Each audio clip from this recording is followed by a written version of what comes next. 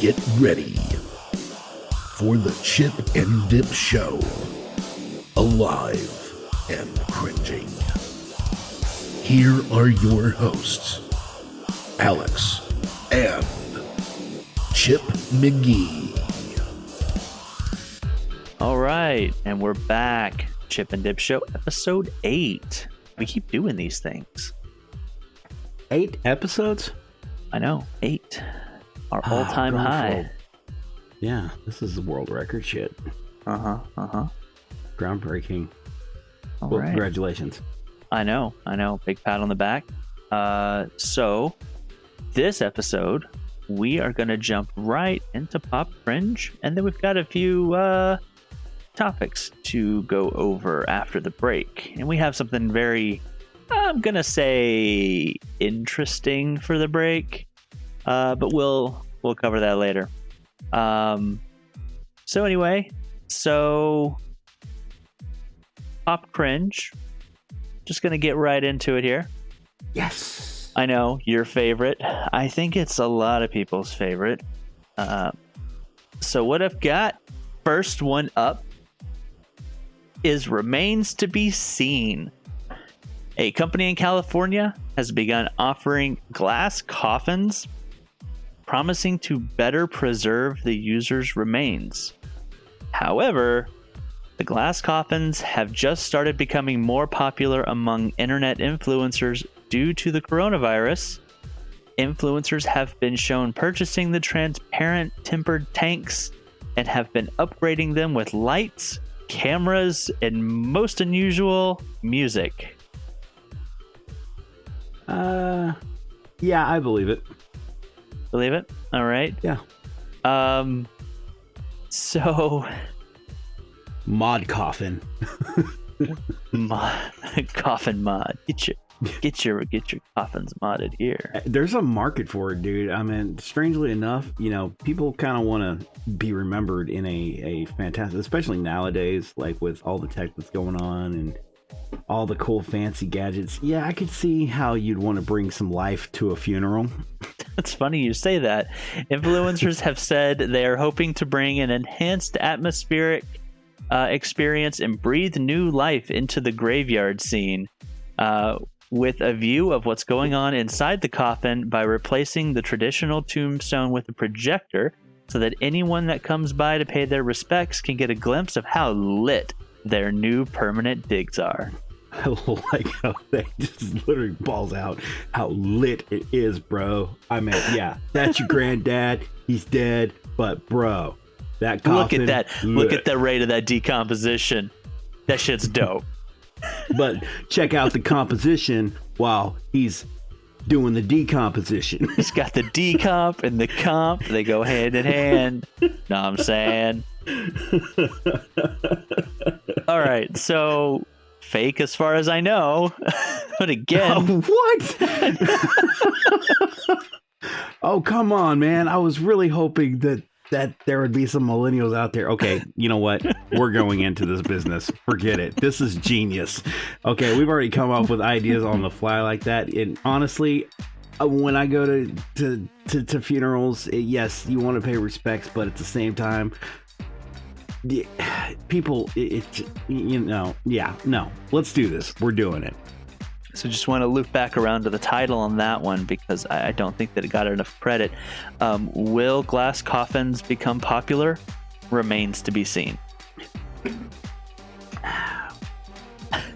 I'm a little disappointed that this isn't true. Now you want a glass coffin? Is that what you're saying? Yes. I want this for mine. Dear gosh. Absolutely. Okay. And I want you to blast out everything I made from Gemestria, specifically. Oh. No. Yes.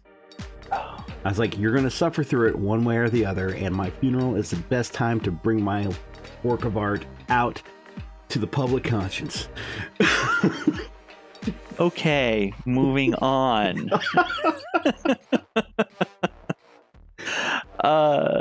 Sexy swing sets. No. What? No. No. Just no. Was that just now that I'm saying it out loud, I can see how you're getting kind of a pedo vibe from that. Yeah, no. No, but hear me out, okay? Florida City, wow, I wrote shits down. That's awesome. Florida City shuts down part of a park due to annual snake orgy in full swing. Wait, what? Yeah, things got quite spicy near Lake Hollingsworth in Lakeland, Florida, after residents began reporting snake sightings to the Lakeland Parks and Recreation Department. The department and the city's Public Works Department began investigating. Turns out it's mating season for the Florida water snake, officials said, and a large group of snakes have begun gathering near the lake for a giant orgy. Caution tape was put around the area to increase public awareness of the snake orgy. What do you think? You know, I was going to go on that, interrupt you while you were telling the story thing just because you said Florida. But I use that as a trigger word now, Florida. Yeah. It's for when I want you to say real. I say Florida when I want you to say real. Well, you did very good on that. You feel manipulated? I do. And now I feel torn and conflicted. Like, that story... Yeah. Yeah. I just feel like I owe it to myself to say yes. You owe it to yourself to say yes? That's a weird way to put that. Because I've gone to the point where, you know what? I'm going to say no. Just to throw you that curveball. Because, yeah. No. There. No. Oh, you've hurt me. Once mating season is over, the department said the snakes should go their separate ways, kind of like a one-night snake stand. They're an important part of the ecosystem and should not be disturbed, the department said, adding that these love gatherings are an annual occurrence. No, this is real. What? What? Florida, bro.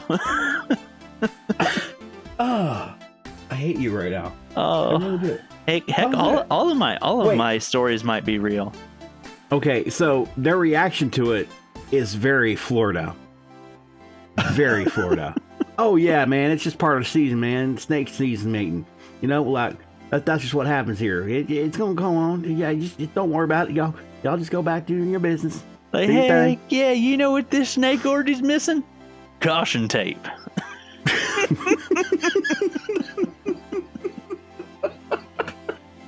Oh Lord. So that's why it's the title. Now I have to talk about this title as well. Sexy swing sets. It's because it's in a park and the snakes are all having sex. That makes them all a bunch of swingers. Sexy, you got it. Okay. Because a set is a pair in most definitions. So, okay. I see where you're going with that. But still, like, there was just all kinds of weirdness about that. I think that's the most strangest one you've ever brought out on the show. Could you imagine being at that snake sex orgy? And you got to realize that a reporter had to report this, right? So that means they probably had to go there and take pictures. And so it's like, what are you doing today? I'm going to investigate a snake orgy. I'm sorry, what? That's prime material, bro. That's right. Come on, it's 2020. We have to cover all angles. Okay, so next, this one's called Pee-Pee Poppers. Okay. Peeps marshmallow snacks, the ones I'm talking about, little Peeps. Yep. Are now tweeting about new upcoming products. Peeps are hoping to attract new customers by offering spicy alternatives, which include jalapeno peeper poppers. Ooh, is this going to get tough? Filled with Cheese Whiz. Pepperoni pizza peepers. No. and spooky, spicy ghost peepers. You know, this kind of reminds me of your weird popsicle story in so many ways. Do you even remember if that was real or fake? That one was fake. And honestly, I'm thinking this one is too, because peeps are nasty to begin with.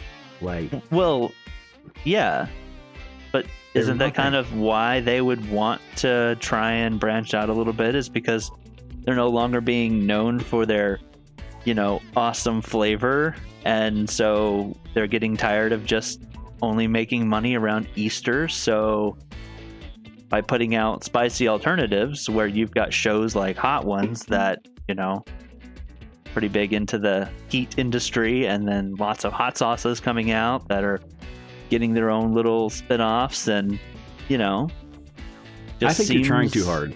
You think I'm trying too hard? Okay, well, guess what, bitch? Well, this is not real. Peeps are releasing hot tamale fierce cinnamon peeps. Oh God, no. Flavored after the popular hot tamale candy. So yeah, while my exaggerated spins on these may not be real, they are coming out with spicy peeps. That's amazing. At the same time, I am cringing. That is the most cringiest thing that I think I've heard on the show today. Yeah, it trumps the snake thing? Wow. Well, the snake thing was just bizarre. I mean, it didn't really make me cringe because, again, Florida. Mm-hmm. That automatically, they've already pretty much hit that criteria. You just expect weird shit from them. But this is on a whole new level. That flavor just sounds bad, especially with how those normally taste. Yeah. So, yeah. Marshmallow tamale. Mm. So I'm gonna definitely pick me up a bag once I see them, because I am so curious now. Gonna take selfies of yourself with the hot tamale peeps. Say things like hanging with my peeps. Honestly, that would probably be appropriate. Get you a can of Cheese Whiz and stick right into it and load them up. And now it got even weirder with the Cheese Whiz. Remember, one of the products was a jalapeno peeper poppers filled with Cheese Whiz.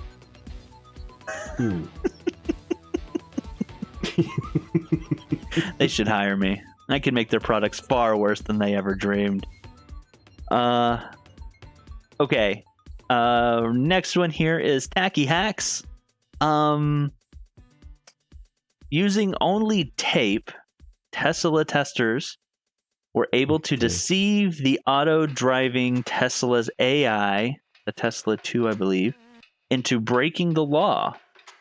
Hackers stuck a 2-inch strip of tape on a 35-mile-per-hour speed sign and successfully tricked two Teslas into accelerating to 85 miles per hour by turning the 3 into an 8. Okay, first off, you mean that's not in a national database, the speed zones, like Google has theirs?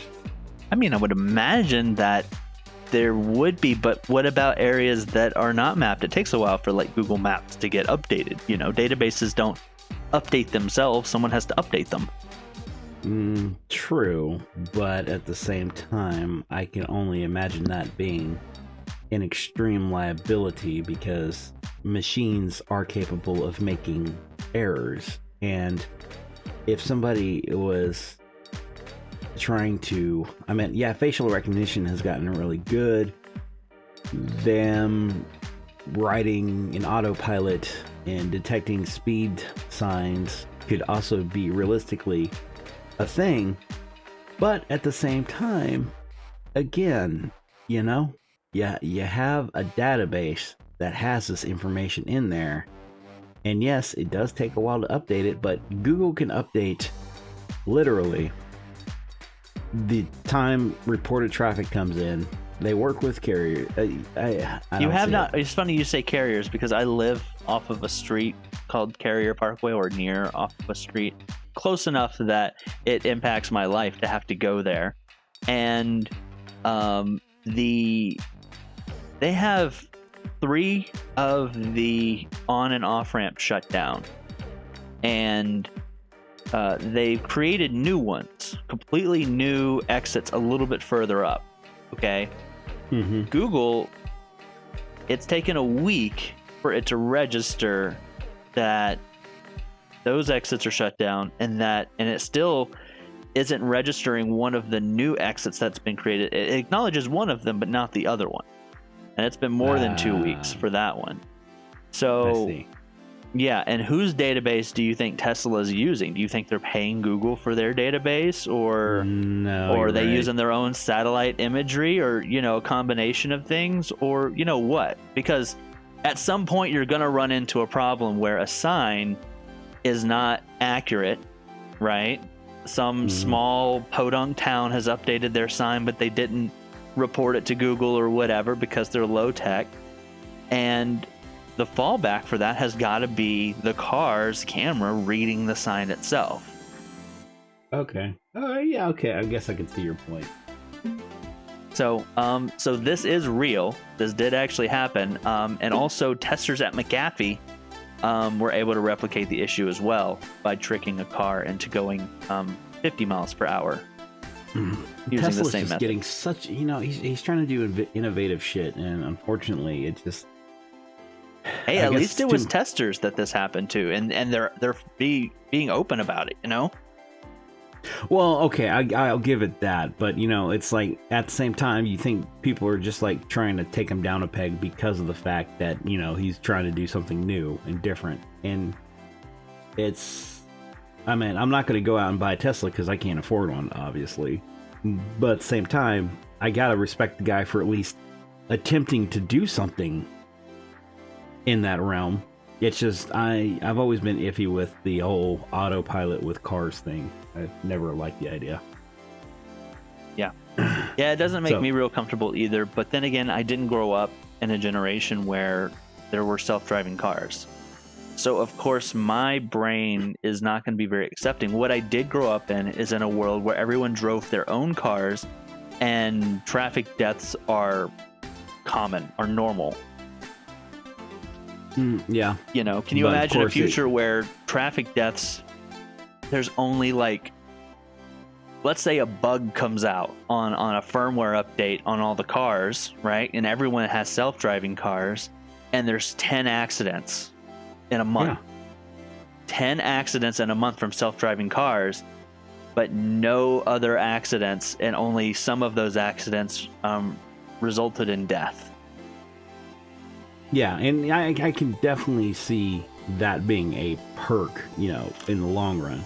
But right now, considering that most of the cars are the way they are, and most of the drivers are the way they are, especially in Dallas.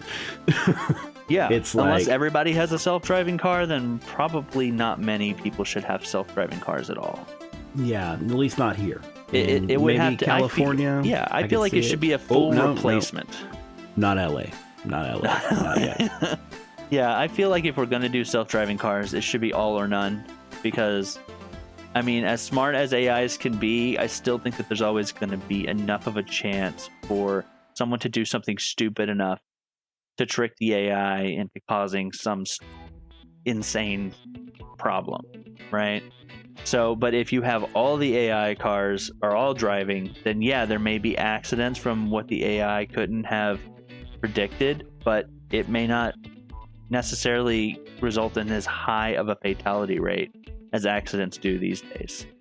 So again, it just sounds very bizarre to us to imagine a world where everyone has a self-driving car, but in 40 years from now, it's probably going to seem really bizarre that they ever let anyone drive their own, motor bomb,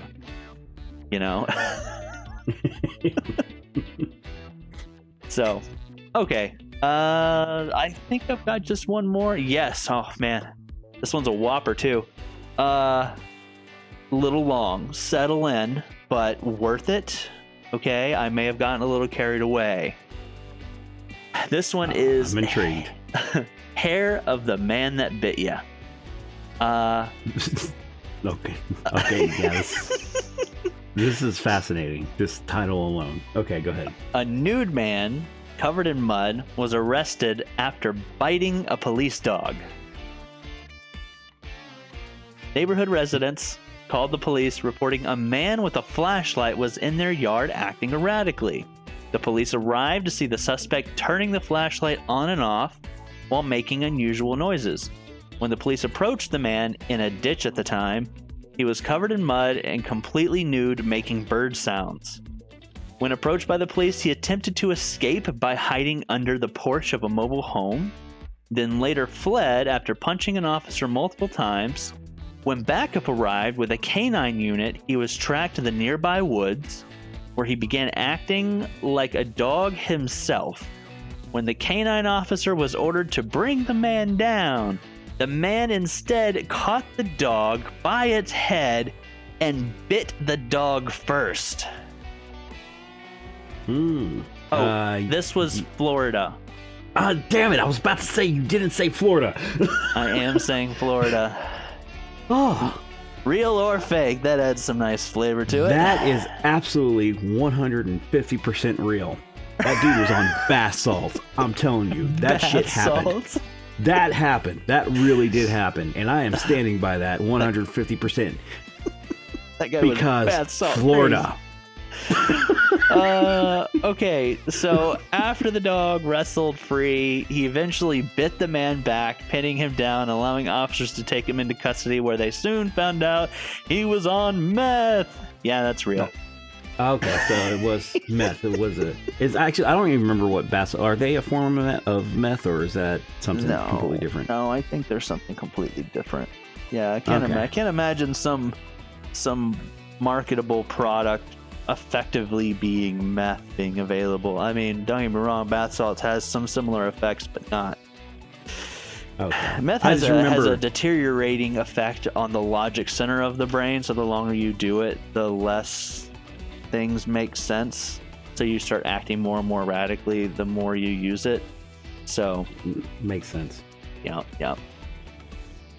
All right. That is Pop Cringe. Man, I didn't even keep track of how many did you get. Let's see, you got 1. I think I had 2, right? 2, 3. You got 3 of 5 correct. Oh, wow. Okay, I did better than I thought I did. No, you didn't do too shabby. I believe, if I'm looking at this correctly. Yeah, I believe that's correct. Unless I don't remember, what did you say about the Tesla hacks? Oh, no. I said that was, well, we never did. I never did say anything. I'm just going to give it to you. All right, so we're going to say 3 out of 5. Yeah. You are our one and only winner of nearly every episode so far. The only, that'd be interesting. We should actually do it where somebody else is actually competing against me. Yeah, that would be good. And yeah, you both give me your answer, and then we see who does the best. Yeah. Okay, well, so next we've got a break coming up, and this break needs a little explanation. So just a little. It's not the full song, okay, of what we're going to be playing, but we don't do that here. It is a song that has a slight modification made to it that makes it cringy, and that's the reason we're only playing a minute of it. I'm sure if you looked around, you could probably find it. But yeah, so here is, what's the title of the song? Toto? Yeah, Toto. Rains in Africa? Just Africa. Oh, it's just called Africa? That's right. Where have you been, man? Not there. It's the most, I think it beats out Journey's, not Separate Ways, but Don't Stop Believing. I think it ranks up there as the most played song. Because even Weezer did a cover of it. Well, there's a desert where that song is played nonstop, right? In Africa? Yeah, there's a desert in Africa where that song plays nonstop. Some artist set up a thing there. That's just some speakers that just play it on loop, like in the middle of the desert. So if anyone's like trying to cross that desert, they're going to come across this thing where there's no water and this song just playing. That's a great way to die. Anyway, we'll be right back.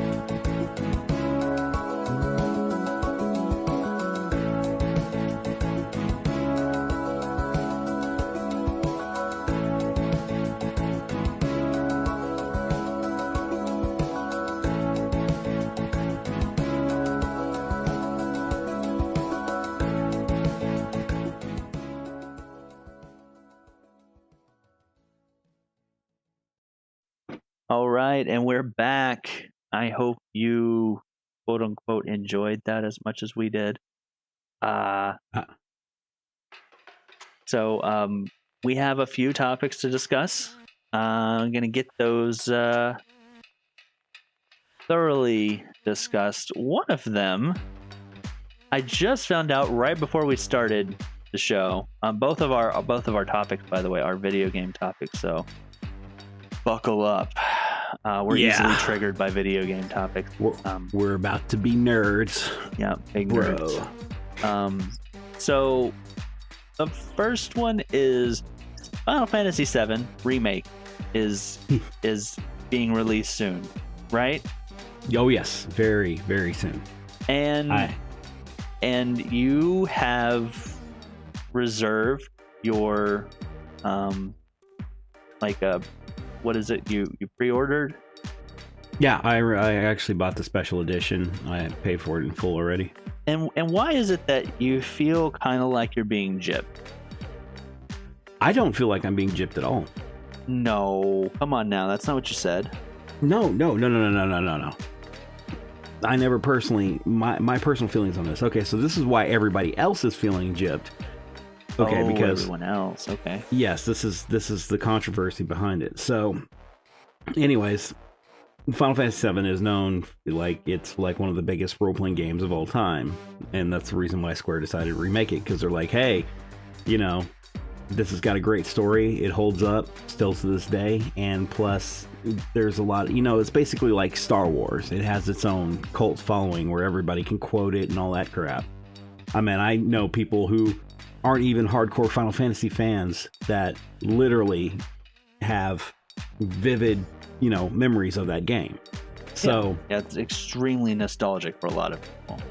So yeah, because it was groundbreaking for a lot of people at the time. Well, anyways, now they're doing that again, except they're making it more realistic, and everything is all action oriented with it's a little getting bit a of the graphical update, and the gameplay is being updated. It's being brought up to modern standards of that company's capabilities. Yeah, the demo hit last week, and it already flooded Sony servers to where it nearly shut down the network. That's how huge it is. So, going back to what I was saying, is that a lot of people have been complaining because of the size of the game. Square Enix is actually cutting it and making it into multiple parts. Wait. So that's a little bit of additional information I didn't have. So because people are complaining that the game is so big, they're gonna break it up into multiple releases? Yeah, there's either going to be 2 or 3 different releases for this game. This sounds... Okay, it sounds like... It sounds like guerrilla marketing. So we want to release we want to milk this for as much as we can. So why don't we have our own people go to the internet and complain that the game is too big, and that'll give us grounds to release it in a 3-part. Well, yeah, but at the same time, you also got to realize that is the game itself was a huge story. Okay, it spanned across 3 discs at the time, which it's more likely going to do again. Which is however, fine.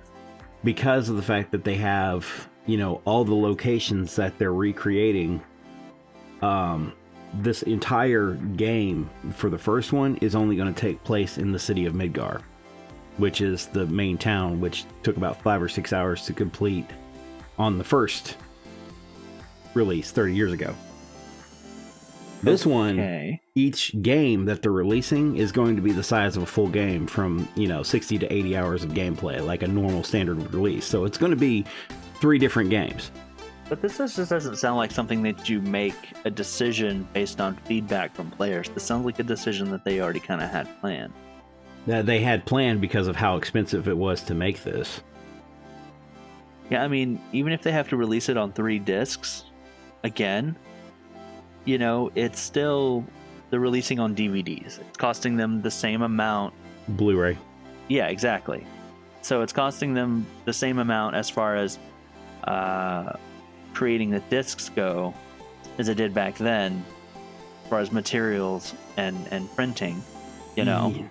Well, now, materials and printing, yes, and plus you got digital downloads, which cuts a lot of that out. Exactly. But, yeah, we have a lot more of that now. The problem is that now you're paying voice actors. Now you're paying for likenesses and models. So that no you can render doubt. everybody's. But the way that you presented it was that they weren't planning on releasing it in 3 parts, and then people complained at how big it was, and then they said, okay, I'm sorry, public. Yeah, you're right, it's too big. I tell you what, we're gonna charge you 3 times the price instead of just making you buy it once. No, that's not it at all. And yes, it benefits them financially because they've got us hooked already. Yeah. Just by demo alone and from what everything they're we've been waiting for the hobbiting last 5 this. years.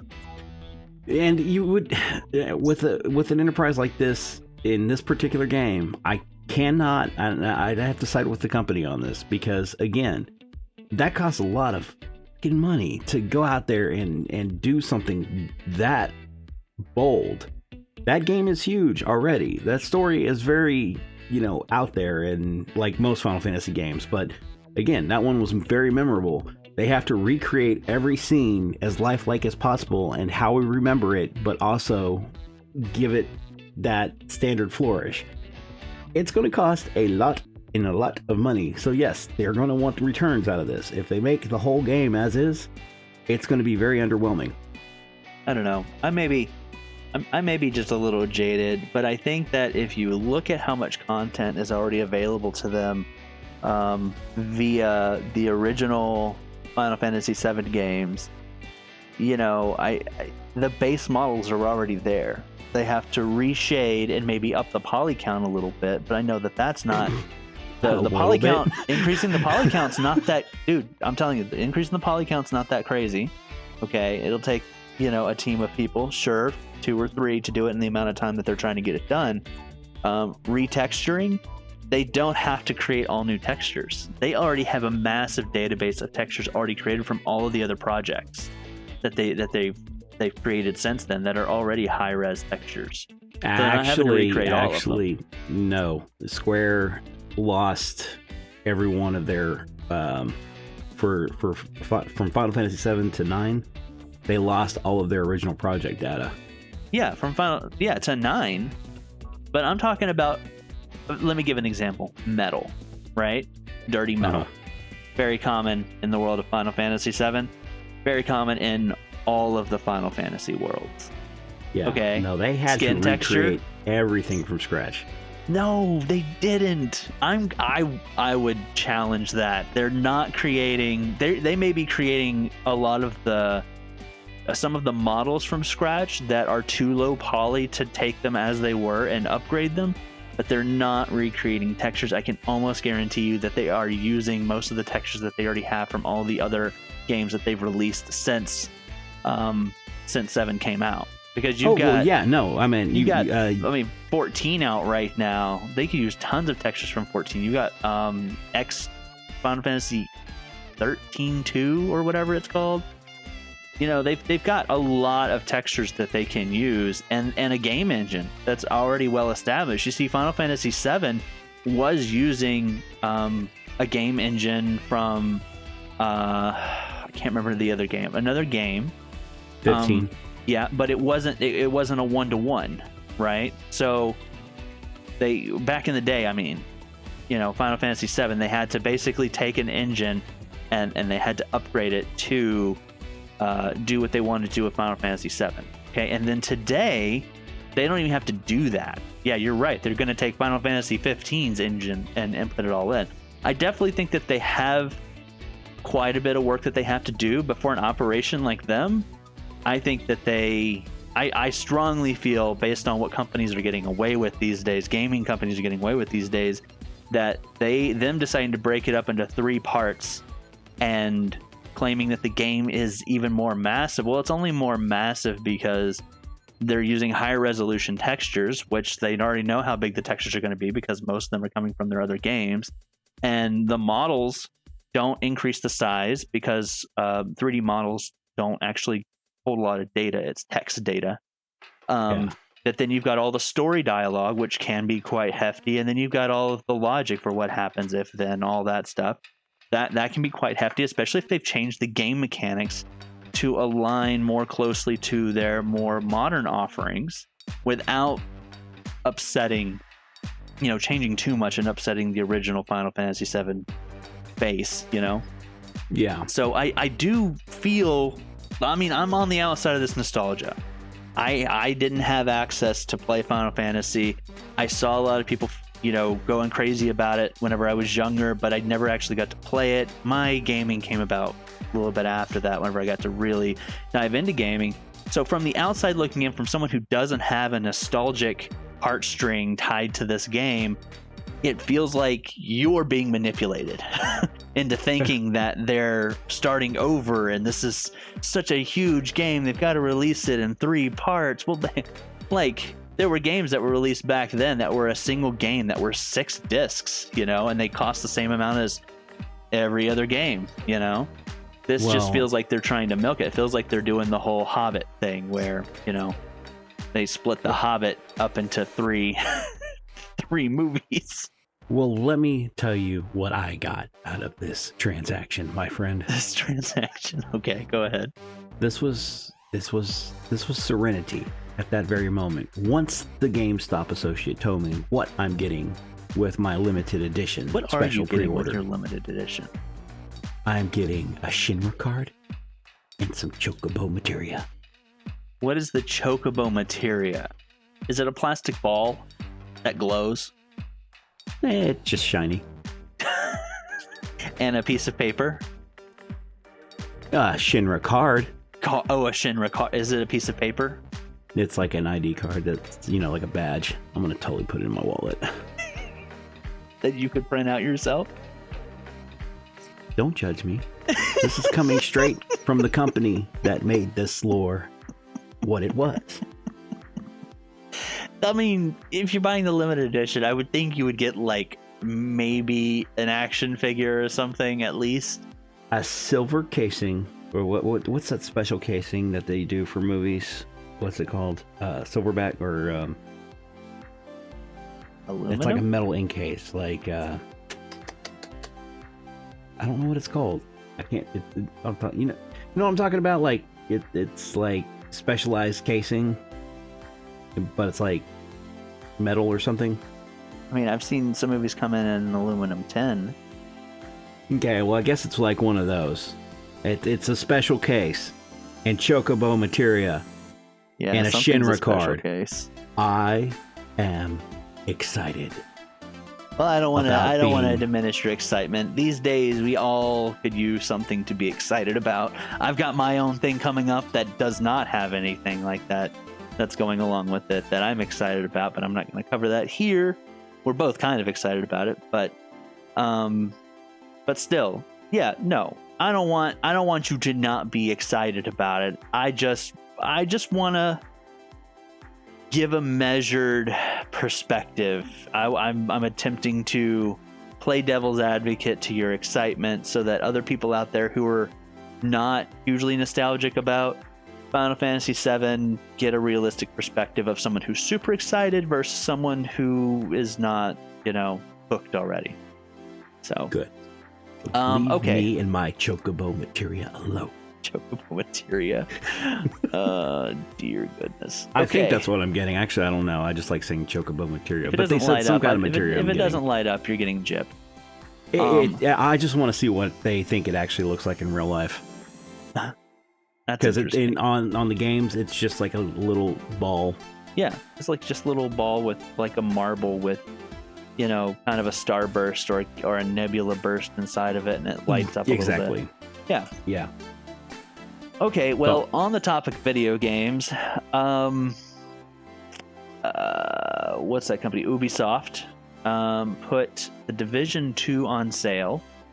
I believe it was $30 or $40, and they put it on sale this past week for $3. That's amazing. Yeah, I remember you telling me that. I was going to look into it. You should have picked it up. It's a pretty solid game. It's pretty fun. It's like a shooter game for people that aren't Twitch shooters. Mm-hmm. It's fun. We're pacing through it little by little. The story's interesting. The story is what I want to talk to you about. So it seems a little like a coincidence that a game whose story is about a world after the Green Plague has wiped out the majority of humanity, and it takes place in the center of starting off at the White House, where you're in, a Black Ops agent, ex-Black Ops agent or whatever. It's got a lot of military training. You show up to try and, turn the tides against some of the factions that have risen up against the common people. And also try to figure out where the person that created and spread the Green Plague has gone off to.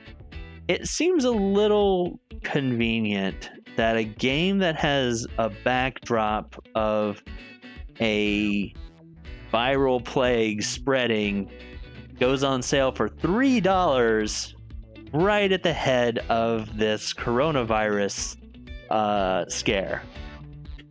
Yeah, I can see why. Yeah, it didn't even click until I got into the game. I was like, oh, sweet, a game that I've been eyeballing for a while, but wasn't willing to pay, $60 for, because they have microtransactions and stuff as well.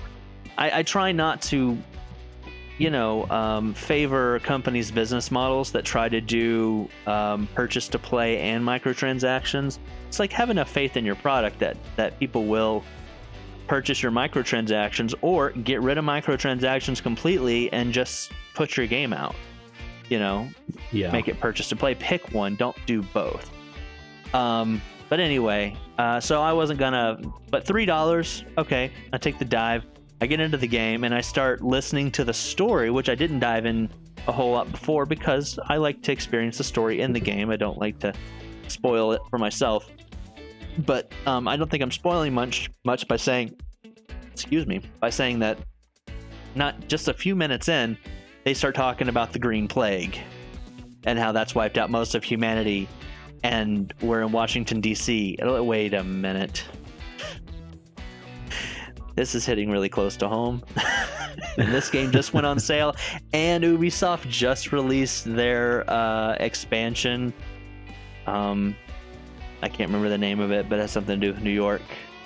I mean, they've had other expansions. This is their second expansion, their second expansion. The initial release, an expansion, and then another expansion. This most recent one. So, just interesting. And I was gonna have a bit of a problem with it. At first, I was like deciding whether I wanted to feel salty about that, how I felt about it. But then I realized after playing the game a little bit, this isn't far from how it could be if something like this did happen. Yeah. You know what I mean? And at least there's useful information. I mean, it's a video game. I get it. At best, it can be informative about the possibilities, right? It's not a survival-based game, but it does have elements that you need to consider, like what would the streets look like? How would people be acting? What happens if a government topples in an area that is thriving in resources available for people to just go and take? Yeah, you're going to end up with factions of people that don't agree philosophically fighting each other.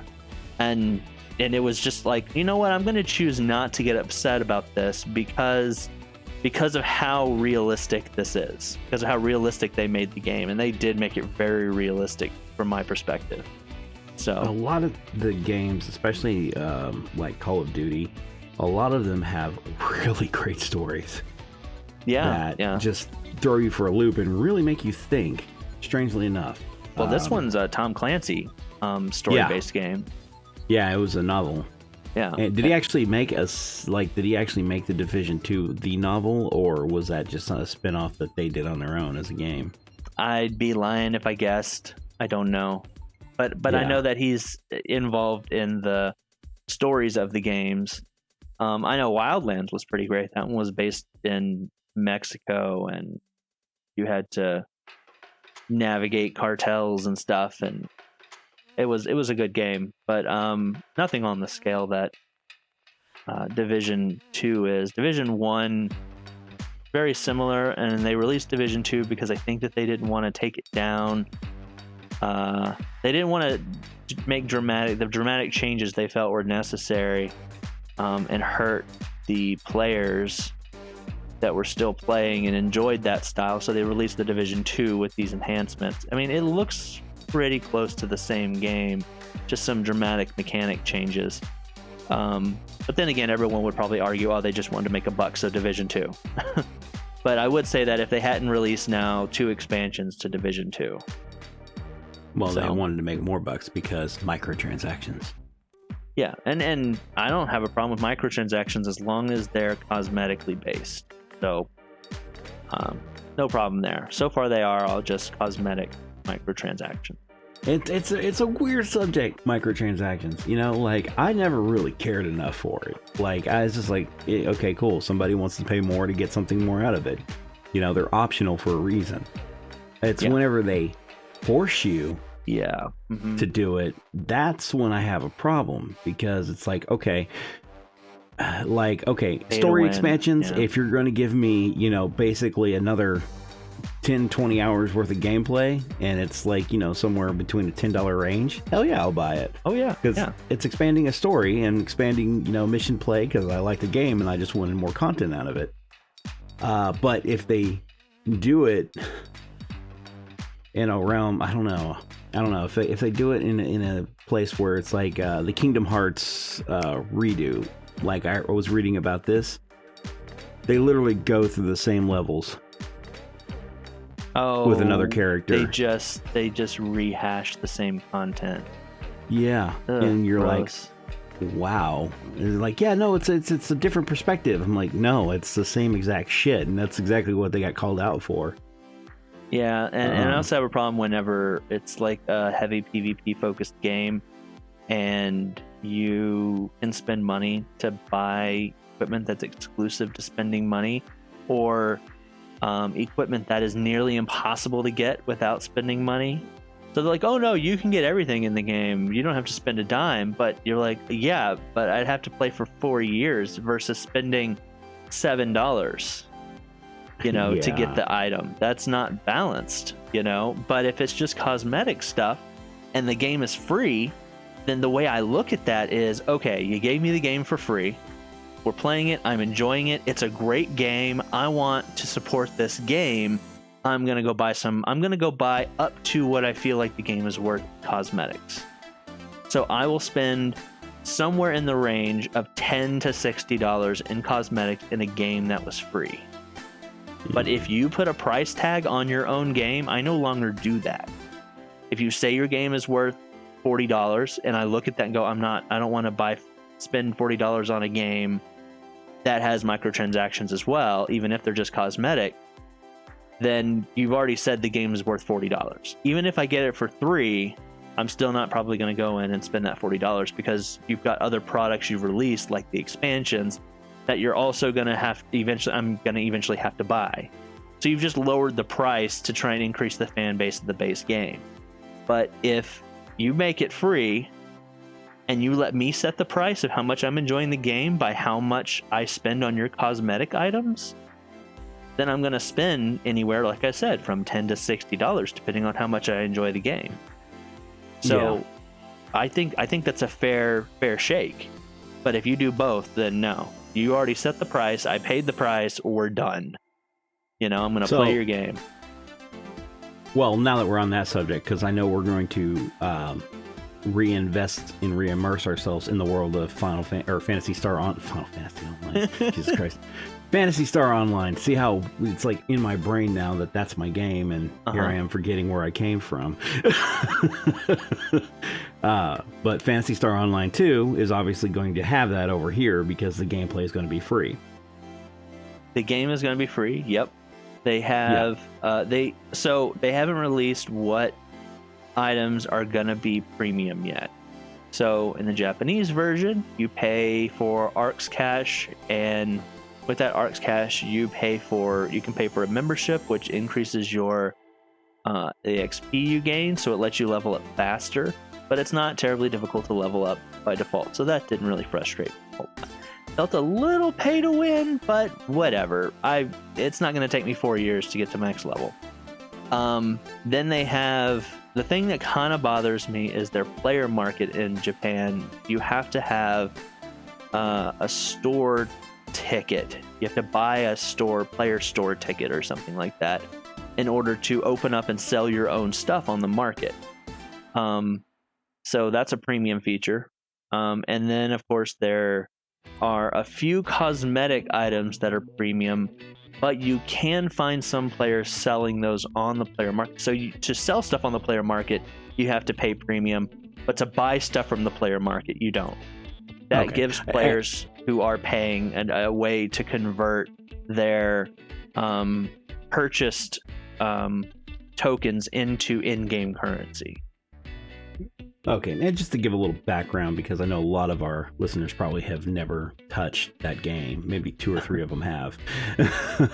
But Phantasy Star Online 2 is probably one of, and yes, I'm going to be biased here, one of the best online action RPGs available on the market.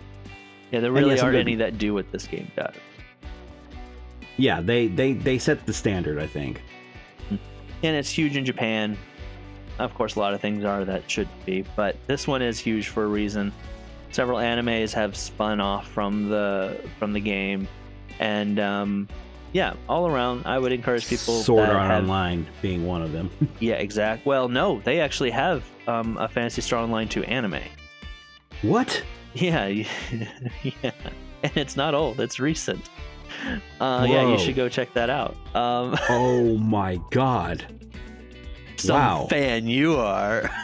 Well, I didn't think Sega. I mean, I knew that they were doing the game, but I had no idea about the anime. That's going to expand the story even from the original games. Yeah, definitely go check it out. Crap. Okay, where's it at? Is it on? I don't know. I haven't looked for it.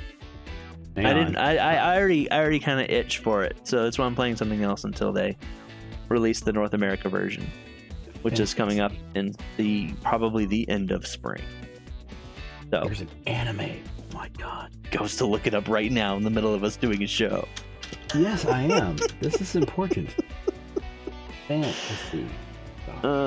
Anyway, well, on that note, I do think we're going to go ahead and wrap up. I think we've lost Chip. You really have. So yeah, thanks for hanging out with us, tolerating our cringiness, and enjoying some of the cringiness we've discovered, and we will catch you all next time. Yes. I'm not going to even go into any more. I saw an episode in what they titled it, and I'm just like, I hope you all enjoy your week as much as Chip's about to enjoy his. Yes, absolutely. Have fun. Have a blast. See you next week. Good one. Yep. Thank you for listening to another edition of The Chip and Dip Show. Alive and cringing.